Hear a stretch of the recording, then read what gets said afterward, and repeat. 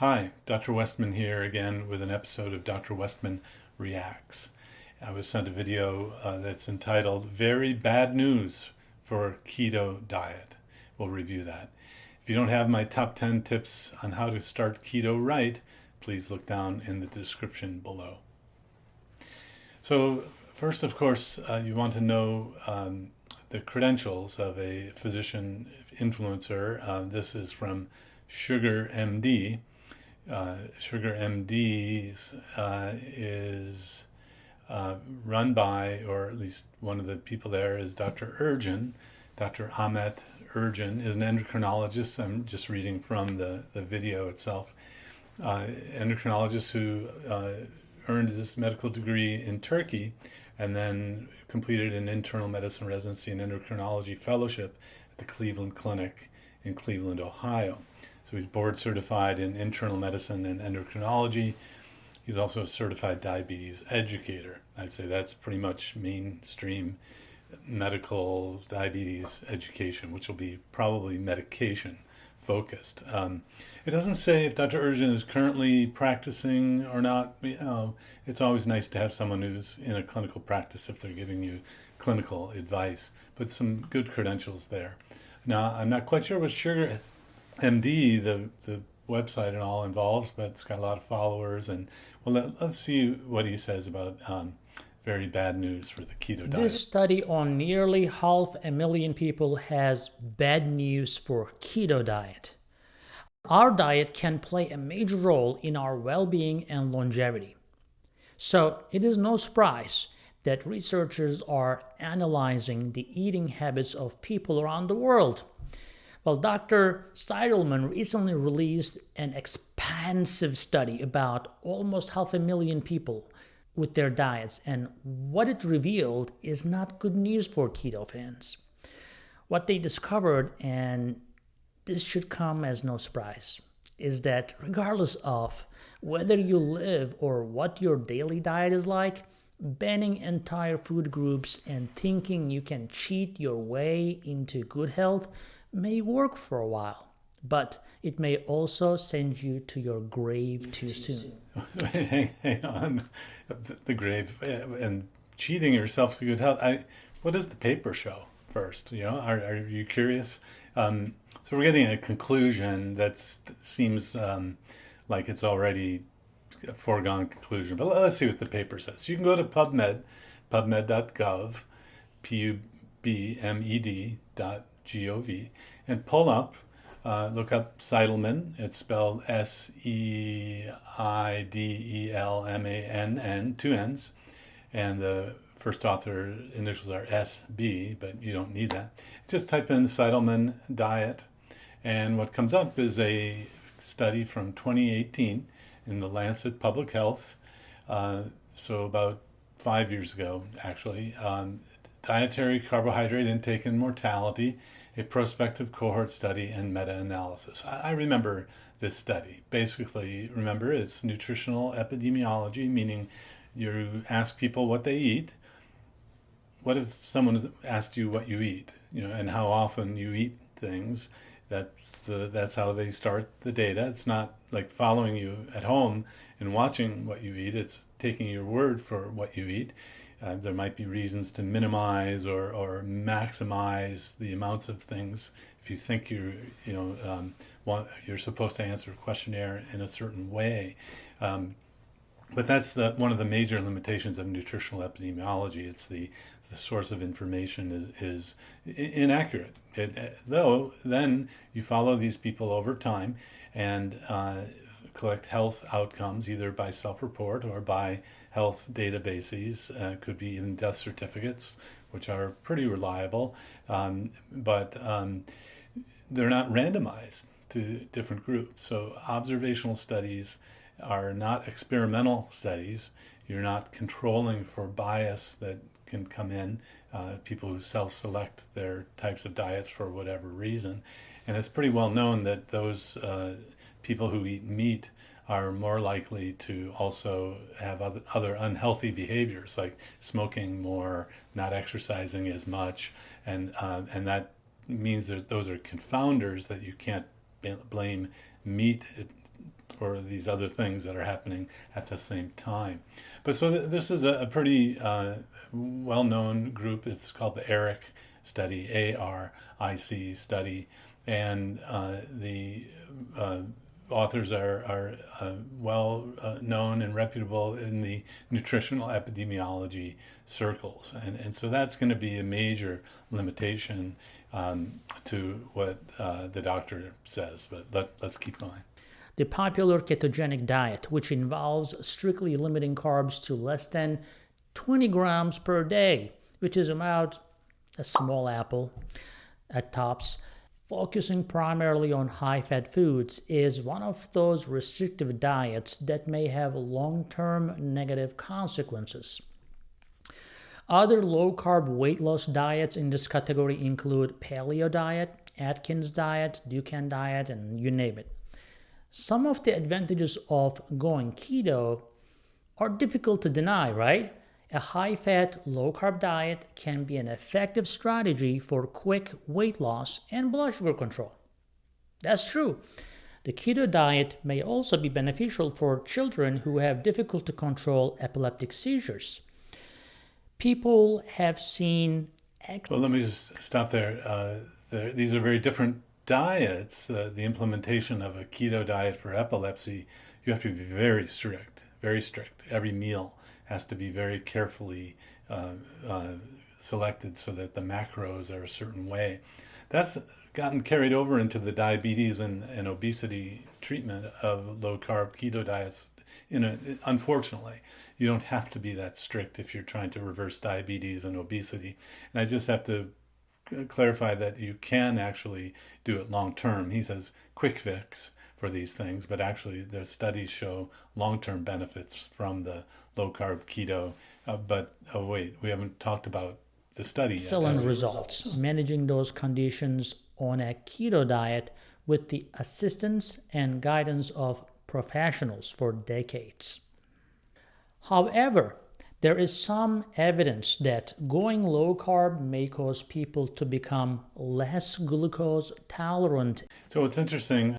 So we're really not talking about the Seidelman paper. We're getting sidetracked. But to look at the Seidelman paper, the problem, and I remember this one, is that they lumped everyone in to low carbohydrate, meaning under 40% carbohydrates.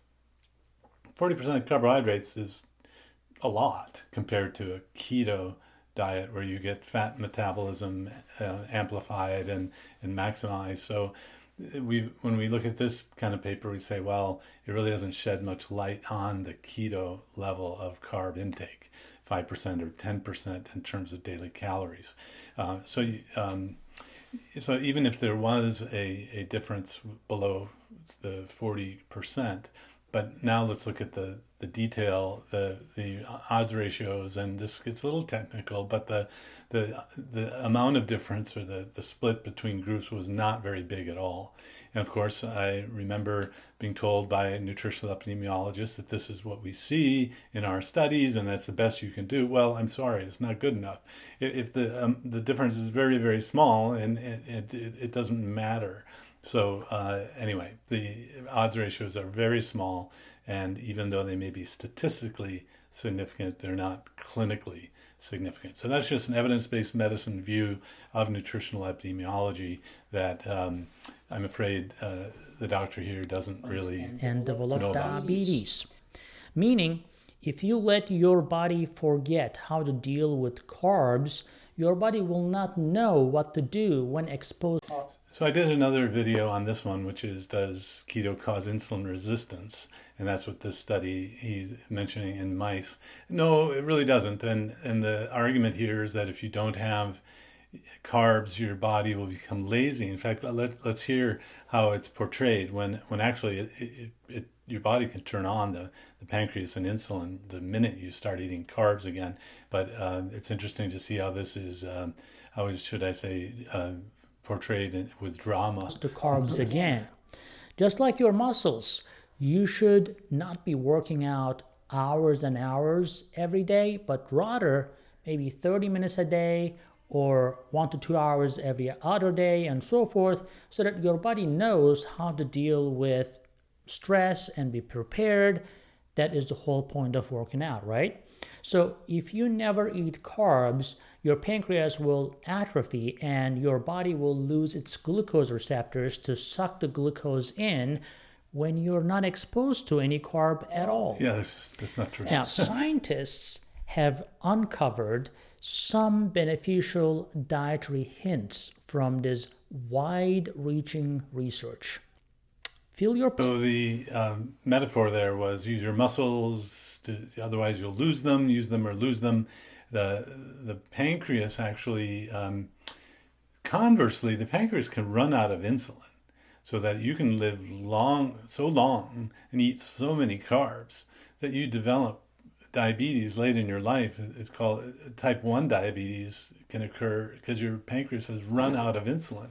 So actually there's no evidence that the pancreas will not be able to recover. In our experience, you may have to give a few days of carbs for your pancreas to get able to handle the carbs in the same way.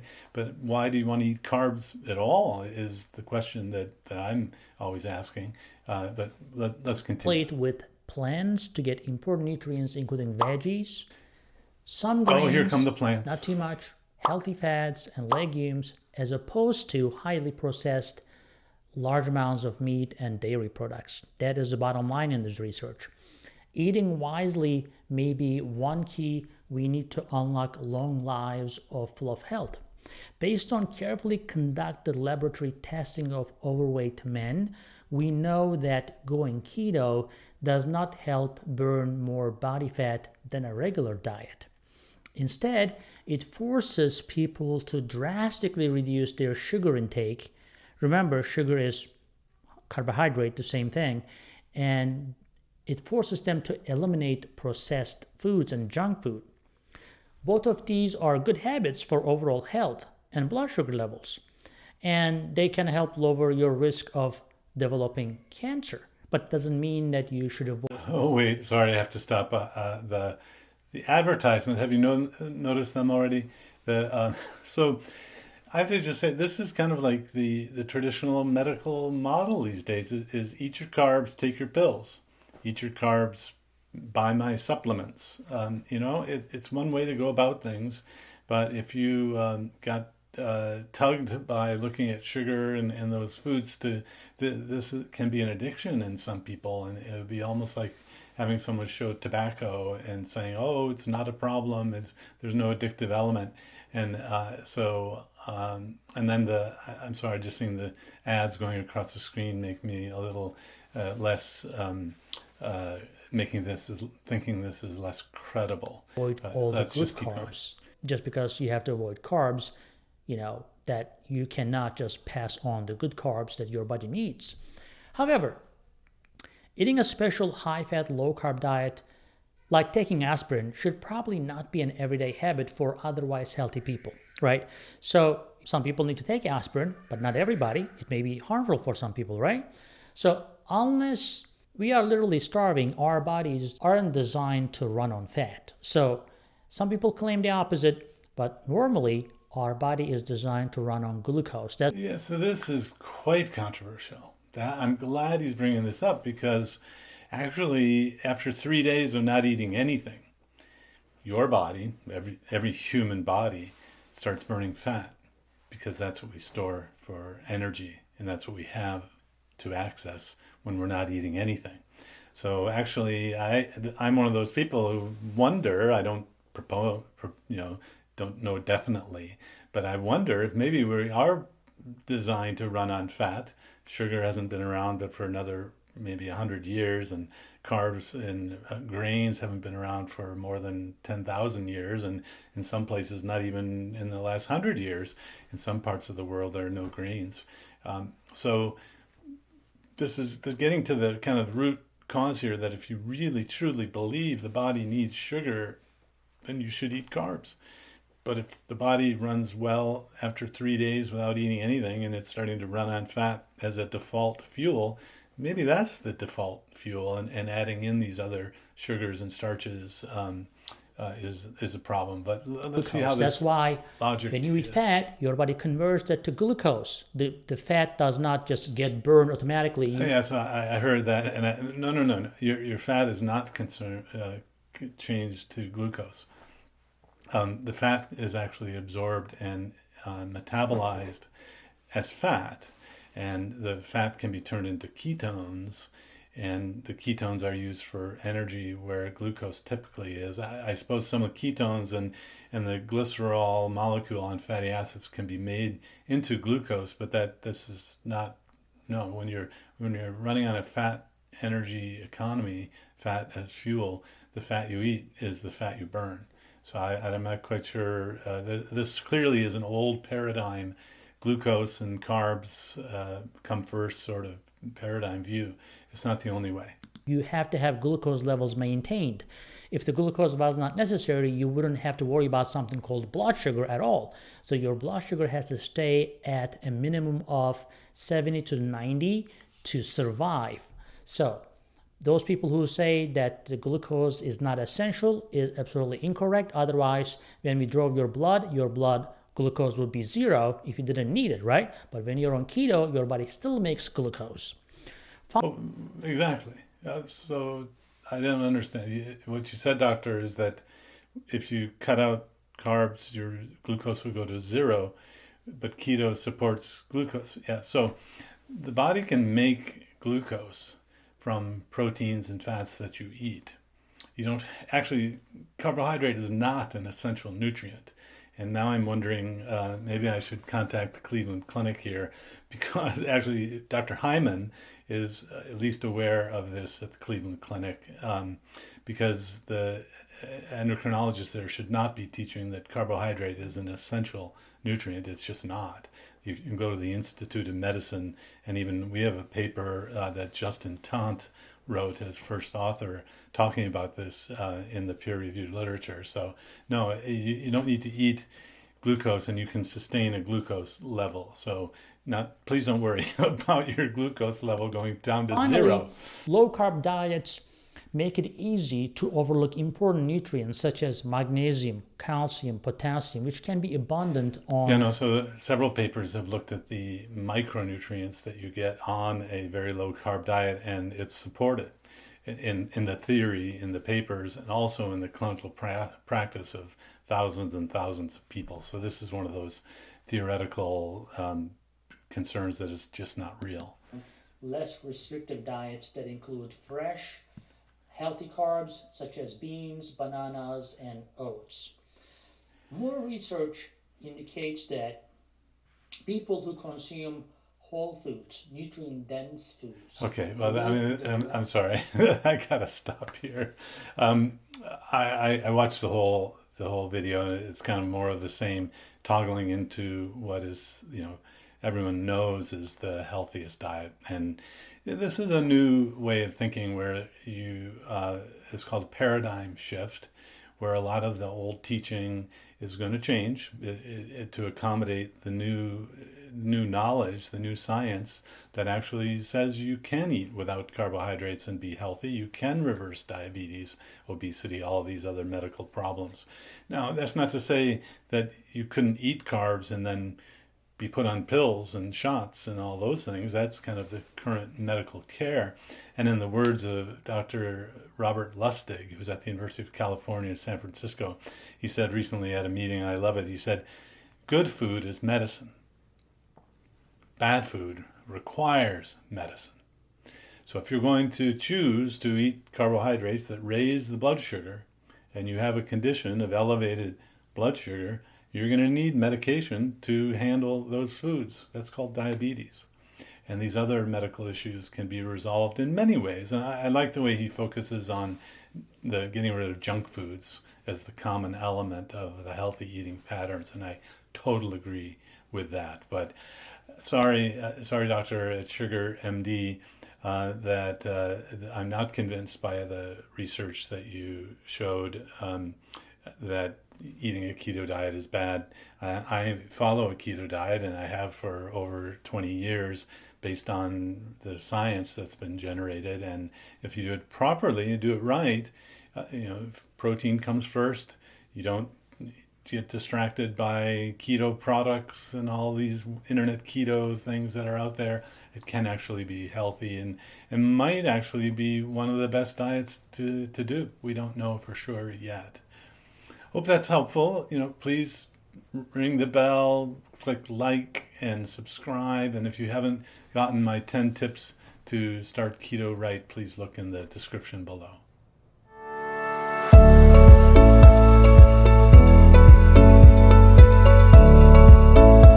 If you enjoyed this video, be sure to like, subscribe, and hit the notification bell. And check out adaptyourlifeacademy.com.